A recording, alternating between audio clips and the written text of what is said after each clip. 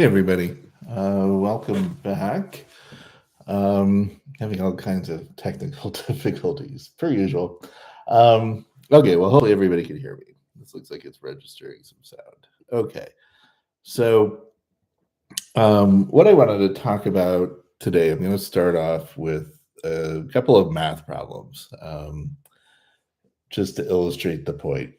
Um, all right, so first one is two smiley faces and a frowny face enter into a room. How many smiley faces and how many frowny faces do you have in the room? That's the first question. Second question. Think of a like a one of those old Viking ships where you have multiple rowers rowing the ship. If you have one of those ships and you have two rowers, it can go 5 miles per hour, or whatever the nautical terms are, 5 miles per hour. If you add two more rowers, so you have four total rowers, it can go 10 miles per hour. Okay. And then if you have eight rowers, it's going to go 8 miles per hour. Okay. So two rowers, it goes 5 miles per hour. Four rowers, it goes 10 miles per hour. And eight rowers, it goes 8 miles per hour. Why is that? Okay. Third question. Imagine you have a guy and a girl, they're going out on their first date, and the guy brings flowers for the girl for the first date. And she really likes the flowers. The date goes well, so she gives him a second date. They go on a second date, and he remembers during the first date, she mentioned how she really likes chocolate. Okay. So he gets her flowers again because that went well, and he gets her a box of chocolate for the second date. And the second date goes well, and so she gives him a third date. Now, during the second date, she had mentioned how her iPhone was getting old and she needed to replace it. Okay. So he's thinking, okay, well, the flowers and the chocolate went well, so I'll get her flowers and chocolate again for the third date. And he remembered that she mentioned how she needs to replace her iPhone, so he buys her a new iPhone to surprise her. Okay. So they go on the third date and it doesn't go well and she blocks him. Why is that? Okay. So for each of these math problems, now I want you to sort of think about what your first reaction was and put that to the side. But now I want you to think of them as FE problems and think of them using sort of an FE sort of approach to problem solving. Okay, so for the first one, you have two smiley faces and a frowny face entering into a room. How many smiley faces do you have? Uh, Um, well, it sort of depends, right? And I've asked this question to somebody who's extroverted feeling, probably lead ESFJ, maybe an ENFJ, but definitely like really high level extroverted feeling. And her reaction was, well, you probably have three frowny faces because the one frowny face is going to bring everybody down, right? And that's a pretty pessimistic view. My view of it is you're going to have three smiley faces because the two smiley faces will cheer up the frowny face. Now, depending on maybe your perspective, you might have different answers, but the point is that it's not linear, right? It's not just you have two frowny faces and one frowny face enter into a room and they all stay smiley faces or frowny faces. Okay. Second one might illustrate the point a little bit better that I'm trying to make. So the Viking boat question. So two rowers, it goes 5 miles per hour. Four rowers, it goes 10 miles per hour. Eight rowers, it goes 8 miles per hour. Why is that? Well, this is a phenomenon, that's looked at in economics and psychology called shirking, right? Where if you have a group of people producing some sort of output, um, it can go linear up to a point, right? So the more people you add, the more output you might get, and it's sort of a linear function, right? So two rowers is going to be 5 miles per hour, four is going to be 10 miles per hour. But there gets to be a certain point where the more people you add, the individual output goes down. Why? Because people start shirking. And they start thinking, well, I don't need to produce the maximum output because there's all these other people contributing to it, and I'll let them do the work, right? But then when everybody thinks that and they lower their maximum individual output, then it lowers the total output because people are shirking, right? And so it starts becoming non-linear at a point. And sort of think of it as the too many cooks in the kitchen kind of phenomenon. The more you add, it gets to a point where it's just too much, and you start reducing the output or lowering the output. And that's just because people are weird, right? And people have sort of, you know, different sort of things going on psychologically that is going to lower their output. And you can't think of them as just machines that, these linear machines that the more you add, the more productivity you're going to get, right? Okay. And that's why, in the old days with the Viking ships, they had the guy with the whip, right? The guy with the whip was to, they understood what, shirking. And the guy with the whip, would whip the rowers, to make sure that they weren't shirking and everybody was producing their maximum output. And in today's world, that's basically management, right? Okay. And then the last one, again, so the guy and the girl going on the dates, first two dates go well. Third date, she ends up blocking him, not talking to him anymore. And you might be wondering, okay, well, what happened? Why? And again, you want to think of this as an FE kind of thing, like how are people going to react, and not sort of a linear, like the more I contribute or the more gifts I give her, the better it's going to go. And you ask this to somebody, again, with really strong FE, and you can see when you just ask the question or mention the third date where he buys her an iPhone, somebody with really strong FE is going to sort of be taken aback, right? Why? Because it's too much. It's just too much for a third date, right? To be buying somebody an iPhone. And then you can factor in all the other sort of creepy things like, did he put a tracking device on this? And, is he going to be monitoring me? That kind of thing. But whatever it is, it's a very non-linear reaction. It's a psychological reaction, right? It's an FE reaction, where yeah, flowers and chocolate are nice. That's sort of acceptable, early stage gifts. But once you start, sort of going over a certain point, like starting to give like really expensive iPhones, things like that, it starts getting a little creepy, right? Especially to somebody who has really strong FE, because they're trying to figure out what the motivations are here. But for whatever reason, it's very nonlinear, right? And so, this is the problem with, what they talk about with love bombing and things like that, where, too early in a relationship, if you're going all out, it can be a little off-putting, right?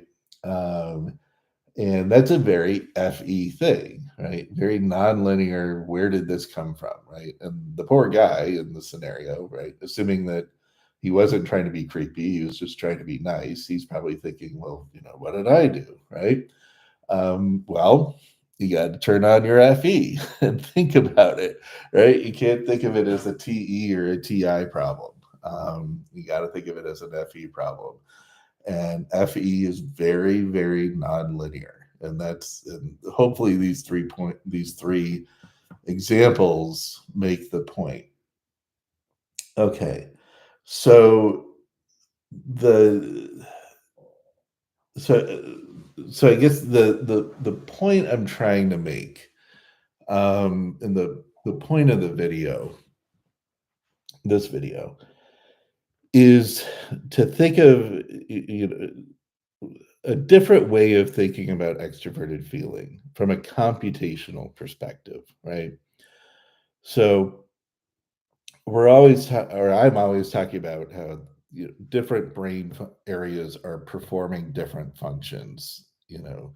Not just the cognitive functions, but it's processing different types of information, and and each of these brain areas are processing different types of information and doing different types of processing. It's not just input output in the same way across the different brain areas. It depends on the information and it depends on the type of output you're trying to get. And so if you think of extroverted feeling as an engagement function or an interaction function with people, it's basically trying to figure out, okay, what's the other person's reaction going to be? How is the other person going, what are they going to do? How are they going to react in a given situation, right? As the scenario unfolds. And um and your brain, the part of your brain that's doing that is, in your frontal lobe. And I would argue there's the part that does the FE stuff and there's the part that does the TE stuff, but they're both in the frontal lobe. In the frontal lobe, what it's basically doing is creating this mental sketch pad and trying to predict different states of the future, right? If this happens, if A happens, then B is going to happen. But if C happens, then D is going to happen, right? And you can actually, when they sort of record neuronal activity and stuff, they'll see, different sort of states, different neural states or different brain activity sort of reflecting different scenarios that the person or the animal in some cases are predicting is going to happen, right? So TE, extroverted thinking, is going to be very linear, and it's going to be dealing with objects and space and processes, and it's kind of, A is going to happen, then B is going to happen, then C is going to happen, then D is going to happen, and it's very linear. And that's because objects in space don't really change all that much, right? And so, so it has sort of a linear function where, maybe the more input you get, the more output you get, but in a very linear type of way. But that's not necessarily how the world works, right? Especially when you're dealing with people. And when you're dealing with people, you get this very non-linear sort of um, function because it depends on the person, or it depends on the context, or it depends on the person's mood that day, right? They might react in a very different way on one day versus the next day, or at different times of the day, right? Like, they might be a very different person when they're working and during working hours than they are, at night when they're not working. And so your brain has to compute its sort of predicting mode, or the way that it predicts the future. The computational process that's underlying that is totally different, right? It can't just use a linear computational sort of algorithm or formula because, and this is kind of the critical point, in a nonlinear system, there are feedback mechanisms, right? You have to take the feedback into account to know what the outcome's going to be, right? So when you're dealing with a person, you have to sort of take into account the context and their particular personality and the way that they might react in a given context, given the time of day, whatever, that is going to be a feedback loop. Okay. And this is something in the computational world, like in the mathematical world, where they talk about systems computation or biological systems. There's different terminology, but if you want to look into it, sort of the founding principle comes out of this concept of foxes and rabbits. Okay. And this might help explain the situation a little bit better. Where if you have an ecosystem made up of, let's just say, foxes and rabbits, where you have a predator and you have a prey, this is called the predator prey model. If you increase the number of rabbits, it's going to increase the number of foxes, right? Because there's more food for the foxes to eat. So they they reproduce more and they survive better. So you have more foxes in the ecosystem. However, it gets to the point where you have too many foxes and they start eating up all the rabbits at a rate higher than what the rabbits can reproduce themselves, right? And so then the rabbit population starts going down because you got too many foxes eating them, right? And they can't reproduce fast enough. So now the rabbit population's going down. So what's going to happen to the fox population? Well, the fox population starts going down because there's less food for all the foxes. And so that population starts going, the fox population starts going down. So now that you have fewer foxes, the rabbit population starts going up, right? Because you have fewer foxes eating them and they're able to reproduce at a faster rate.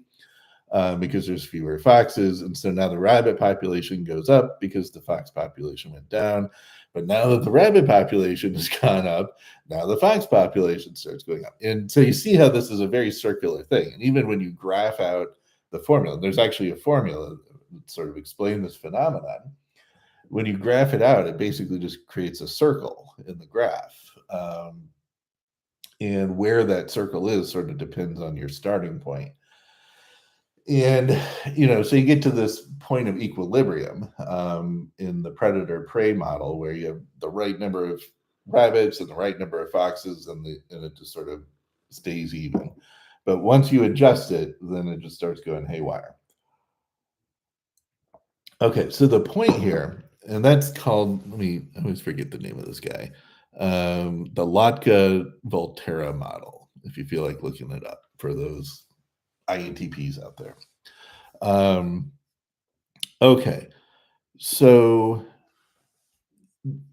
the predator prey model hopefully illustrates the point that I'm trying to make, that not every computational problem is going to be linear, right? Now you can come up with a formula that explains the model, but it's very, very hard to predict, what outcome you're going to get given the input, right? Because of these feedback loops, right? Because the more foxes you have, the fewer rabbits, and then the more rabbits you have, the fewer, the more foxes, and it starts again this sort of endless feedback loop that is going to sort of affect the overall trend. And really, the only way you can think about it is through trends, right? So if one thing goes up, the other thing goes down, but not in a very linear way, okay? And so your brain, through evolution or however, figured this out, that there are different types of systems in the world that are based off of these feedback loops, right? Like the Vikings in their rowboats that once you get to a certain point, then they start shirking, right? There's this feedback loop where each person is thinking, oh, well, I don't need to contribute as much as I could because everybody else on here is going to make up for my slack, right? We've got so many people here, I don't really need to do anything. And you see this, in sort of the business world all the time, where it really is this interesting phenomenon where you would think if you have some sort of project that you have to do, some sort of deal or something you got to get closed, that the more people you throw at it, the more efficient and the faster it's going to get done. And yeah, to a point, but there does get to it does get to a point where once you add too many people, then the productivity starts going down. And again, this is sort of the too many cooks in the kitchen phenomenon, where um, if somebody has something to do as part of their job or part of the project, they might start thinking, oh, well, Joe down the hall, he'll handle that, right? Or I thought so and so was going to do that. And you get a lot, and then you have all these meetings and meetings on top of meetings where, you're just wasting time trying to figure out who's going to do what, right? And why this person should do that, and this person should do this, et cetera, where if you had fewer people, everybody would just sort of know what they had to do, right, to get it done, as opposed to trying to figure out how you're going to allocate all the work. So, so very nonlinear. Okay. All right. So going back to FE. So we like to think of FE as this, like, making everybody happy, going with the group, the group's values, et cetera, et cetera. And yeah, that's part of it, right? I mean, that could be the goal, but you're a lot of times trying to get things done, trying to get people to do what you want them to do can be just making people happy. And so that could be a large part of it. But I think the other way to think about it, or maybe more of a more fundamental or more sort of first principle way of thinking about it, is that you have this brain system that just has to compute different types of problems or different types of goals differently. And because of this feedback mechanism, where again, somehow your brain through evolution figured out that not everything is going to be linear. And when it's doing this sort of predictive um, modeling of, if I do A, then B is going to happen, or if I do C, then D is going to happen, it has to take into account all those crazy feedback mechanisms that might happen. And so it does it in a very nonlinear way. And again, I would argue that because people are very nonlinear, they're a very nonlinear system to deal with, because you don't know what you're getting when you do a lot of times with people, or at least it's not, linear in the sense that, if A, then B is going to happen. Um, you need a system that's going to compute information non-linearly, right? With these feedback type of processes. Okay, and so when you're using your FE, you're engaging with people and you're sort of thinking, okay, if I say this, then they're going to say that, or if I do this, then this is how they're going to react. But like with the flowers, chocolate, iPhone example, you can think of it sort of linearly at early stages. If you keep things nice and small and not overdo it, then you get this sort of linear output. Things are going well. But then once you get to a certain point, the world shifts, right? Because now all of a sudden you went too far, and it's sort of this inverted U or something. If you were to graph it out, and your brain has to be able to compute that, and it has to be able to frame the world that way and understand there is a tipping point, right? There is a point at which, the linearity of it changes and you get into a totally different state because you went too far. You had too many cooks in the kitchen, or you were love bombing and being too aggressive or too sort of accommodating or whatever. Uh, that the other person just sort of reacted to that. And that's what FE is doing. It's figuring out the non-linearity of the situation.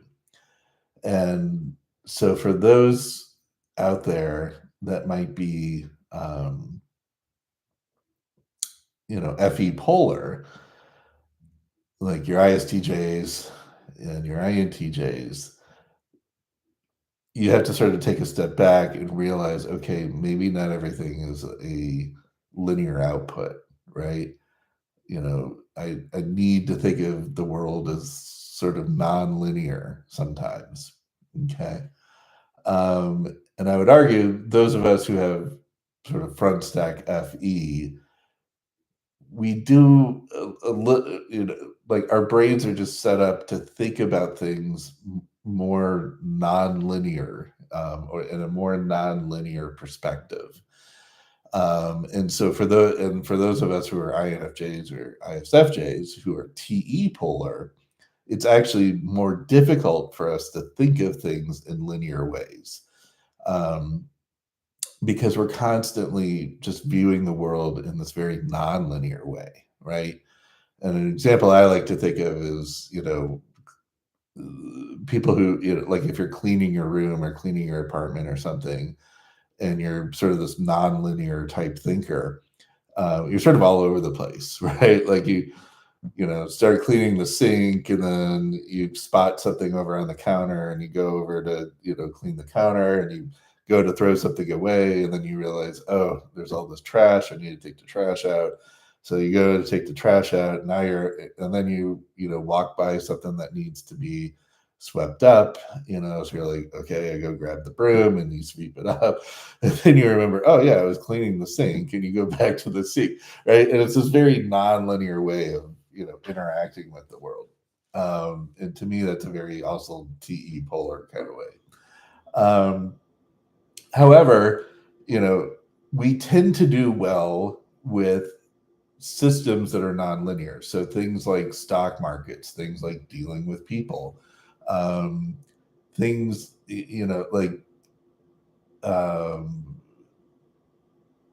dealing with people, dealing with big complicated systems like economics, the stock market. If you have this sort of FE non-linear way of thinking about it, where it's about feedback loops as opposed to just, input output, staying the same in a linear fashion, you sort of understand these phenomena a little bit better. Ecology, um, biology, things like that, right? And again, none of that sounds very FE, right? It doesn't sound like, oh, I'm going and putting my emotions out there, and engaging with people or anything like that. But it is the same part of the brain, I would argue, that understands that the world is nonlinear. Okay. And if you're an INFJ out there and you're trying to think like, hey, what do I want to do with, myself? Think a little broader than just the standard, like, oh, you'd be a very good counselor, or you'd be a very good, psychologist or whatever. What they tell all the INFJs. And in fact, I would actually say it kind of works against us because being a counselor and being a psychologist is like coming up with a game plan for people to follow. And we don't come up with game plans. We come up with reactions to different states of the world, right? We kind of understand that the world is just going to change on a dime, right? The stock market's going up, and then something happens, and boom, all of a sudden it's going down. And to us, that just makes intuitive sense. But if you get into the stock market and you watch all the YouTube videos, you've got a bunch of TE people out there that think they have it all figured out, right? They look at the little charts, and they look at like, oh, the candlestick patterns and everything, and they think they've got the stock market figured out because they're thinking of it in a very TE linear kind of way, right? And then one day, everything goes against them, right? Like every rule that they had is thrown out the window, and they'll come up with all these excuses like, oh, well, this is what they call a black swan event that, completely disrupted the model and blah, blah, blah, blah, blah. But the point is yeah, your model works until it doesn't, right? But if you have sort of this FE nonlinear way of looking at the world, you sort of instinctively know, like, you're never going to figure out the stock market because there's so many feedback loops. There's so much feedback going, think again, foxes, rabbits. There's so many feedback loops in the system that there's no linear way of figuring it out. And so, again, if you're an INFJ, try to find areas of the world, and there are a lot of them out there, where thinking non-linearly is a benefit. Okay. Stock markets, law, in some respects, and biology, ecology, nonlinear systems, because you're going to have just sort of this intuitive, not in the Jungian sense, but this natural way of thinking about it that it might not have ever occurred to you, especially if you're always thinking of FE as just this, like, creating peace, love, and harmony kind of function. Because it's not. Okay. And so what's really going on here? So, FE is doing game planning in a nonlinear way. TE is doing game planning in a very linear way. Okay. And the FE is going to work with the FI and the TI to sort of figure out, okay, here are the different ways that this scenario can play out, depending on what I do or what somebody else does.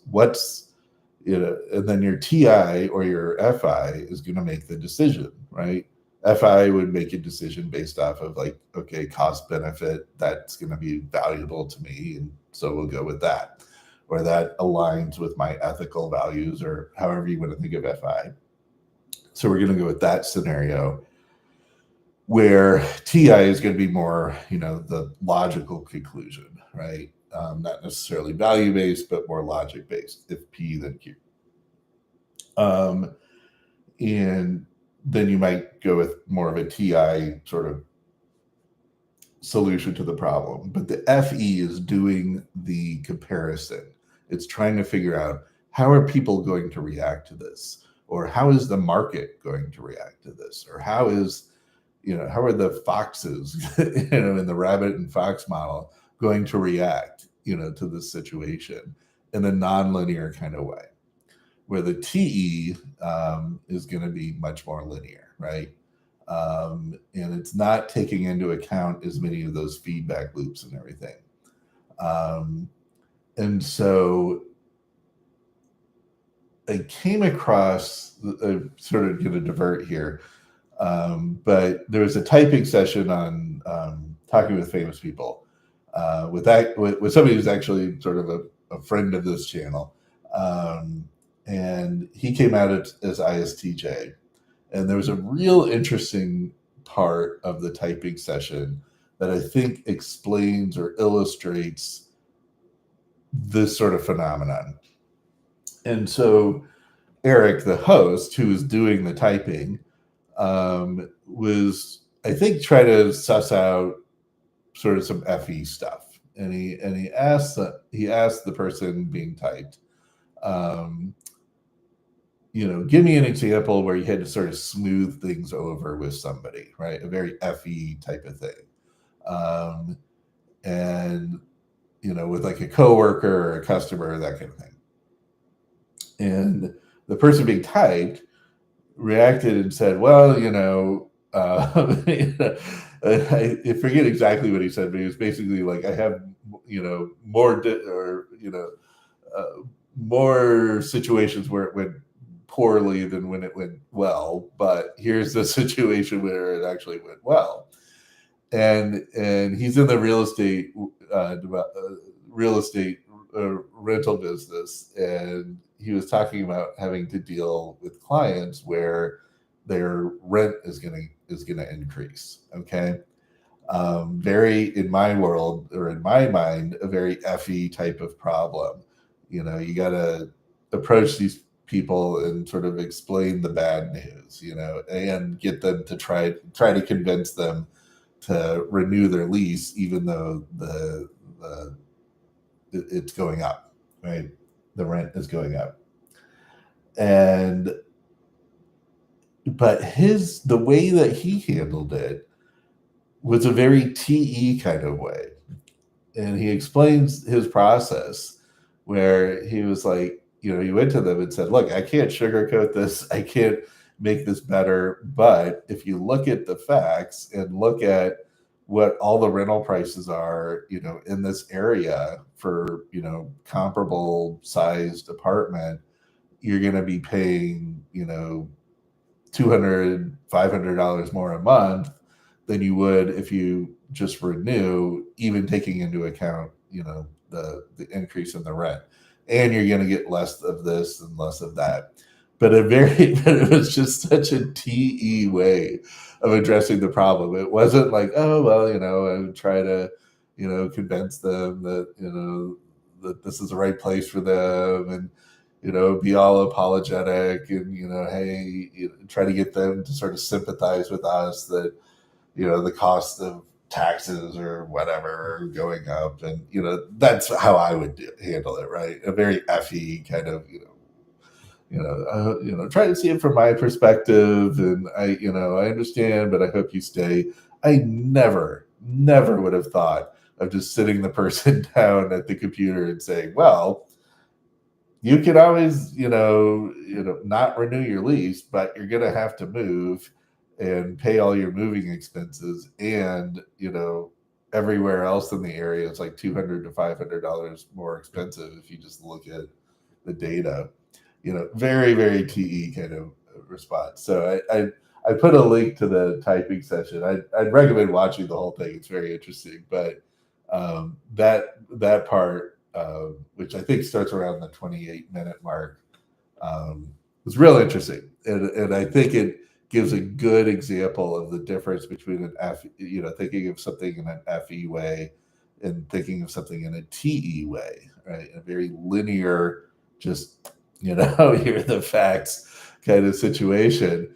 And it was also interesting because, Eric, who's doing the session, was trying to get an FE answer out of him, right? And he immediately was like, and I think he understood that, this is an FE problem, but he immediately explained it or thought of an FE situation where he solved it in a TE way, right? So very interesting example. Hopefully it makes the point. So, and I guess the final thing I think I really want to say on this issue is I'm not trying to say that, like, if you're TE polar or don't really use TE in your front, or if you use TE in your, sorry, let me take a step back. If you're FE polar, like an ISTJ or an INTJ, I'm not trying to say that you can't understand the concept of nonlinearity or the fox's rabbit, predator prey model. In fact, understanding it is a very probably TI kind of thing, right? Just understanding what I'm talking about, linear versus nonlinear. But what I am saying is it's the way that you frame the world. If you're FE, if you've got FE front stack, especially, dominant or second function, you're going to think of the world in a much more non-linear framework. Again, think of like the cleaning example of just sort of bouncing around all over the place, because the world doesn't present itself as this linear thing. It presents itself as a very non-linear. There's really, it's very hard to predict what exactly is going to happen. I know what the trend could be. I know what the probabilities might be, but I don't know exactly what it's going to be, right? Because it's not linear. and there's going to be some feedback loops that are going to sort of change things depending on the context and all of that. Okay, I think that's really about it. I'd be interested in your comments. I'm probably going to flesh this out a little bit more, but just wanted to get it out there as a general sort of explanation, because watching that typing video, like, just really, it sort of hit this idea, home for me. Um, and hopefully it makes sense to all the linear thinkers out there. I know all my INFJ buddies, they're all going to be like, yeah, totally. They're going to get it. But for everybody else, I'd be interested in hearing your feedback. For what it's worth, there are some neuroscience studies out there that sort of support this, that the part of the frontal lobe that's doing the sort of more social type stuff is more nonlinear. I'll try to suss some of that stuff out, and share it. And it might be more of a right brain versus left brain thing as well. I'm sure there's some data out there on that too. Okay. All right. Well, thanks for hanging in there, and I will see you next time. Bye.